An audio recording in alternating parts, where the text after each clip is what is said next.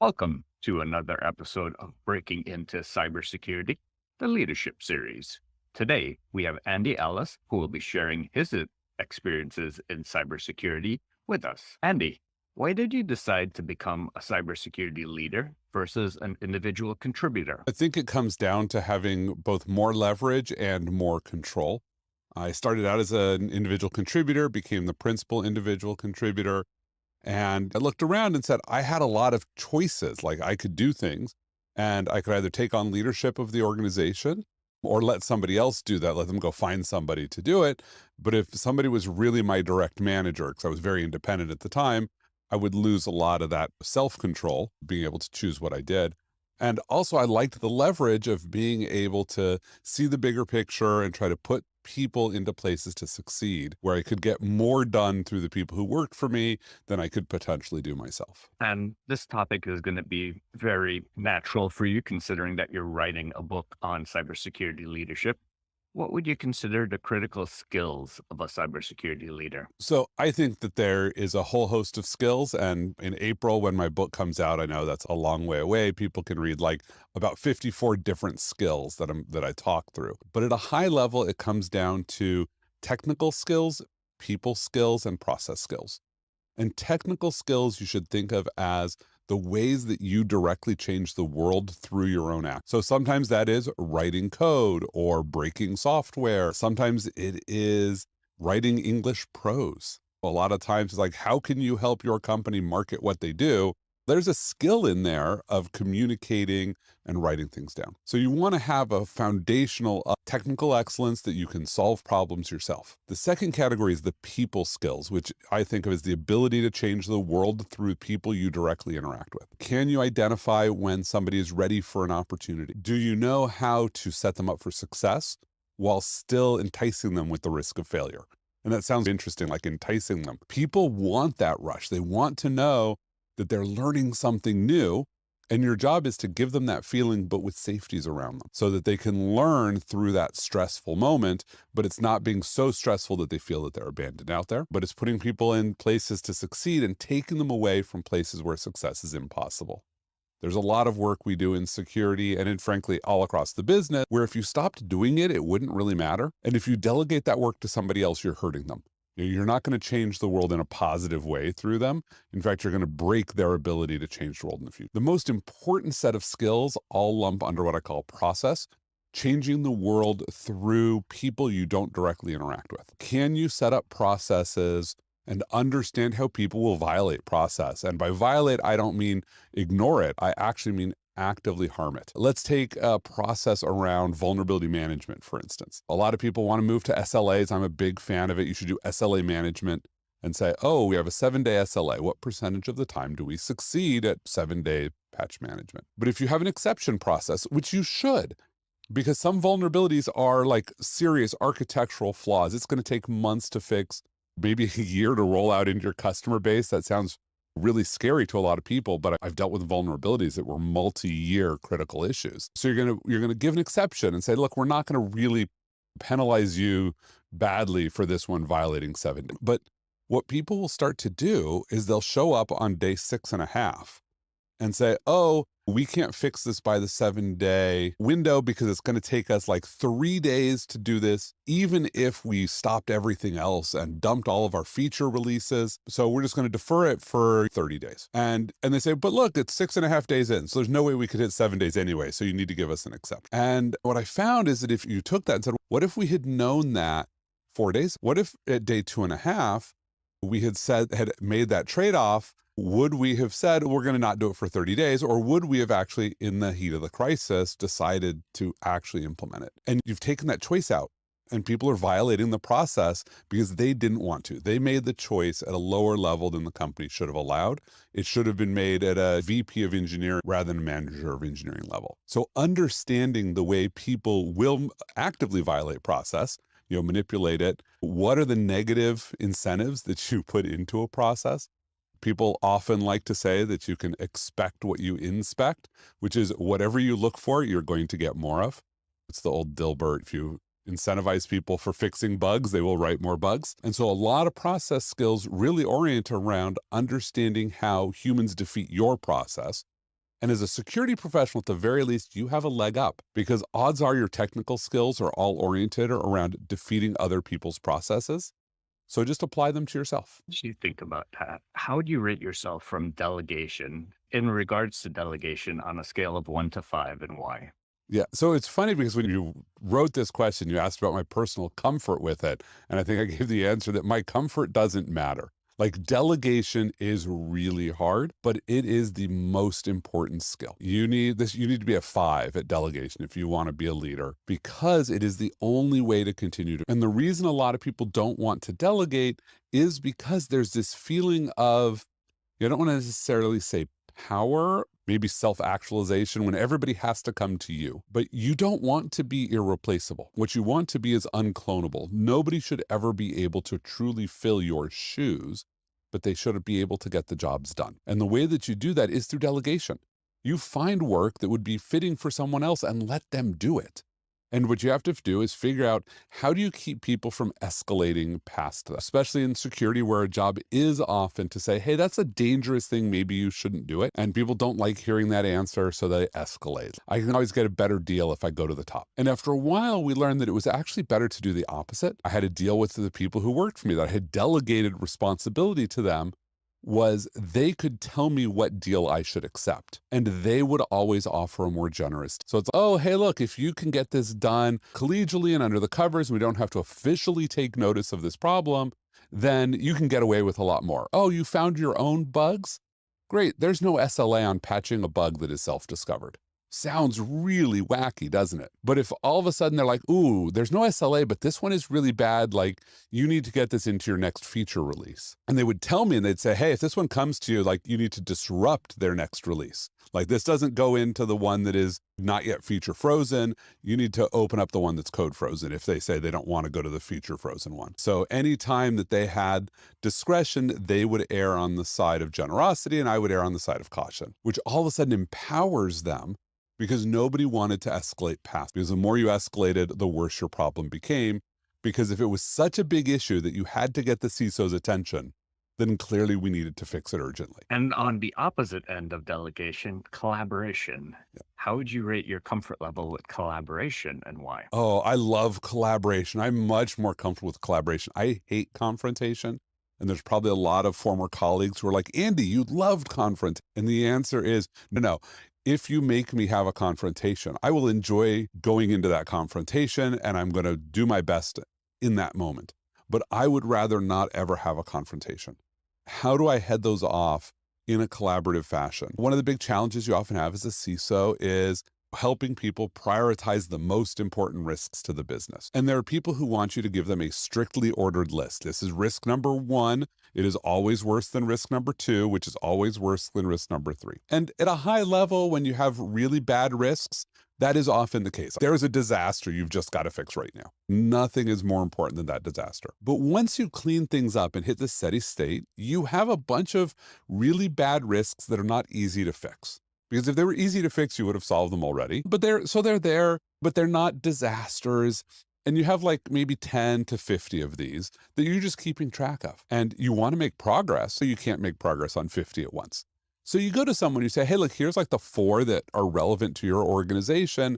Pick one. And they look at you and they're like, what do you mean? I'm like, I would be happy with you fixing any of these. But this is the one that I think might be slightly worse and slightly easier to fix. Better than I do, what's easier to fix, and your system's better than I do, maybe a different one is slightly worse. Pick one. And the reason that I like that collaborative approach, and it sounds like it's not totally collaborative, like it's putting them on the spot, but what it's really doing is it's making them commit to the most important one. Now it's not the CISO said I have to fix this, it's I said I have to fix this. I am part of the decision-making process. And the reason that's important is a lot of decisions that we make are hard decisions. There is no right choice. People love simple choices where there's an obvious solution that is strictly better than every other thing. If all decisions were made that way, we would not need C-level executives. Maybe we don't need C-level executives anyway. But we certainly don't need people making hard decisions if decisions are easy. But when one person makes a hard decision for a group, most of the group will not actually be bought into the decision. So what you do by avoiding collaboration early is you create confrontation later. People will snipe at you. They'll drag their heels. They're going to continue to argue with you and point out the flaws. If instead you let them join you on that journey of choice, that they get to navigate and see that there are no good options, then they all get bought on. I used to reorg my team a lot. And that sounds scary because people are like, oh my God, why are you reorging? And the answer wasn't that we were doing like big reorgs. It was like little tactical things. Hey, this became a priority. We want to put people on it, but that means they have to stop doing their other work. Like for me, it was actually this admission of there's work we need to stop doing. So we have to move somebody on an org chart. And really they work for the same person, but they're technically like doing something different now so that we could tell people you're not allowed to ask them for their old work. And at one point we had to do a pretty significant one. We needed to move like 10% of our people onto a new project and eliminate whatever they were doing. We had no new incremental headcount. And we were already, I thought, running pretty lean. So everybody was going to be unhappy. So we put it in front of all the managers in the organization. We said, here's our constraints. Here's the group we want to build. Here's a sort of the people that we probably think ought to go into that group. How do we reorg the team around this new and deal with the constraints? And so we sent off managers in pairs. Okay, hey, this pair go out and try to solve the problem. And all of you come back. And they were all really frustrated because they couldn't come up with a solution that they liked. And the answer was there was never going to be a solution anybody liked.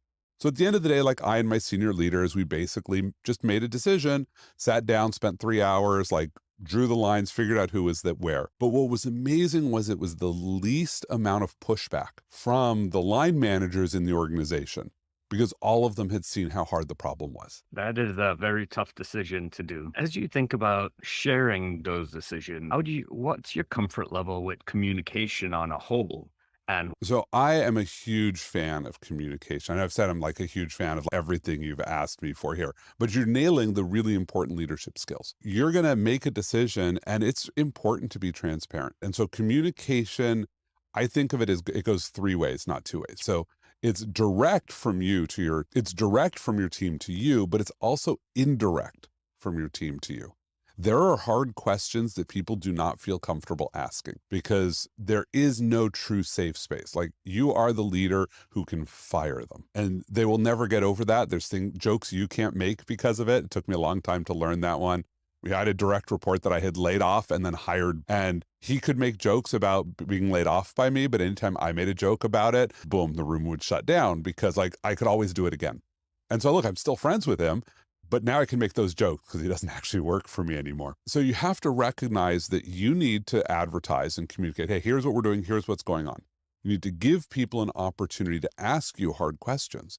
And then you need to give them a way to ask hard questions without attribution. So every time I would do an all hands, which was once a quarter, or whenever we had some significant event, we had an anonymous form for asking questions and upvoting questions. And if you wanted to put your name on it, you could, and then you got to ask your question. And if you didn't want to put your name on it, that was okay.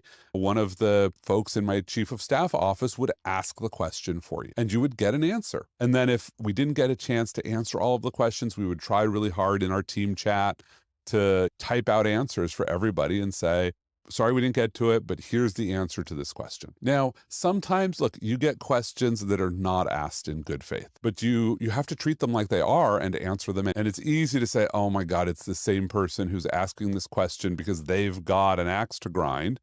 Yep, but that's okay, because maybe it's asked by somebody different this time or whatever it is, but you have to be communicative and help explain what went on so that they can see and learn. Like they don't understand the decisions you make because they don't see the world you're in. And communication is your opportunity as a leader to expose people gently to the wider world of the organization so that they can understand the constraints that you're operating under. how would you rate influence as a leadership skill and why? So I think that influence is one of the most underrated skills. It is most important for staff functions, which security usually is. There's a lot of security folks who like to think that they get to tell the business things. I think my favorite answer is like, how many people can you actually fire? And the answer as a security team is basically your own team. Like you don't get to fire anybody. So everything that you do is through influence. Nobody does work unless they want to do work. And your job is to make them want to do. Now, you could do that by going up over their heads, over escalating and using their management stick to push down on you or onto them. But the challenge is they will never do things voluntarily for you. they will make you burn political capital going to their management every single time once you've abused that. And then their management is going to push back on you because there's a lot that you need to get done that is not that important. That's the most important thing, I think, for anybody to walk away with in security. 99% of the things that we get done should never be talked about in front of executives. Like, you find a bug in software that's literally like a one-line code change, a VP should never hear about that unless it's already in the news. Go talk to a person, file a change request, or a pull request, and say, hey, here's the change you need to make. Let them deal with it. And that requires influence, that you can walk up and say, hey, could you do this for me? And they'll say, and so it's all that you focus on your influence skills. And the most important way to do that, I think, is by learning what hurts people. What are their pain points? And you can just ask them. If you go ask developers and say, hey, what's your biggest pain point?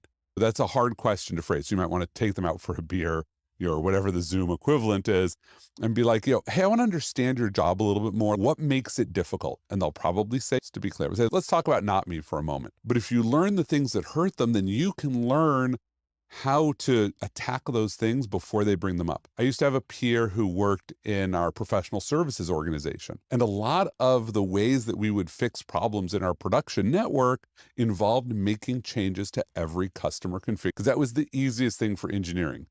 Like, they would just say, oh, we'll just implement a new feature that is more secure than the old feature, and you'll go manually migrate everybody. And the first time they did it, I'm like, hey, whatever, like, that's how you want to fix the problem, great. My professional services peer would hate every one of those. They're really expensive too. And so all of a sudden I started channeling professional services concerns. So when someone would say, hey, let's just fix it this way, I'd be like, whoa, what does migration look like? How much is this going to cost us? How easy is this for customers? And now all of a sudden I have more influence into professional services because they can see that I understand their pain. So when I would say, hey, this is the best we're going to get, they would believe that I had actually investigated and wasn't just believing that because engineering told me. Now, taking a step away from technology, how would you rate networking as a skill for a leader, and why? So networking, I think, is a really overrated skill, but at the same time, it is important. But I think that people think of networking as asking other people to do stuff. And networking is only just helping people because and then one day you get to call that in and reach out to somebody. But you should recognize that in a sense, you're paying it forward in advance. Like, you say, oh, hey, look, Christophe's doing this cool cybersecurity series. I'm going to do it because I just want to help Christophe out. Like, now it'll probably be because I have a book on leadership. When that book comes, like, it helps that, hey, Christophe's now in my network. He's somebody that I've helped a bunch of times. And when I say, hey, can I come on your podcast and advertise my book? Like, networking has helped, but I'm not showing up here today because of that thing in April when the book drops. Although I guess I just advertised it there. I'm doing this just because I can, because it's helpful. There's people I'm reaching out to. And so that's really what networking is, giving to people to build your network, not trying to figure out who can help you and trying to suck them into your network. I run into that a lot. People on LinkedIn send you that invite and says, hey, I want you in my network. I'm like, so? Like, you're a random person. Like, the network doesn't grow just because we create links. It grows because we do things for people. And so that's what I think is important. And networking up is okay, but it's hard, it's expensive. What are you going to do for somebody more senior than you in the industry? Probably not a lot. But if you do things laterally to people who are more junior in the industry, like, there's a lot of power you have to make people's lives better. So every time you can do that, take advantage of it, but don't think that networking is this thing you rely on. It's just, hey, you're building these connections, and there will be a day it's fantastic. Like, I have my own podcast and I use my network to get guests. It's all people who I've done stuff for. We've done stuff together over a decade. And when I first was interacting with these people, they weren't like the CISOs of all the social media giants. Now they are. So my social media team is like, how do you get these people? And so 10 years ago, I brought a beer on stage to this person because he made a joke about needing a beer because it was the last talk of like, literally, I did that as a conference with Roland Cloutier, who at the time was with ADP, now he's with TikTok. But that was the thing that made me memorable to Roland. Was like, he made a joke, he was on stage with Bob Bragdon, and then they're like, for the 5 o'clock fireside chat, we should have a beer. And so I walked to the bar at the hotel, got 3 beers because I wasn't going to not drink, handed them each one, went back to my seat. And like, we now had this thing. And look at how little that was. It cost me like $15 because, it's hotel prices for beers. Wow, that's a memorable story. I will always remember that. Now, thinking about a future leader who might be listening to this, what advice would you give them? So I would just start by saying you are not a future leader. You are a leader today. I think people wait to have official power to think of their leadership journey. But the reality is when you show up to work, everybody who sees you is being led by you. Are you leading them to be a better version of themselves or a worse version of themselves? If they see you slacking off, they're like, hey, I can totally slack off. Now, if they see you taking care of yourself, they're like, ooh, that's awesome. I should be taking care of myself. So you get to lead every day. Recognize that some of the leadership things do require official power. Like, I'm a firm believer that wellness is important and people should take lots of time off to take care of themselves. We used to have a policy when I was at Akamai that anybody in the team could send anybody else home. You could just be like, Christophe, you look like you're having a bad day. Go home.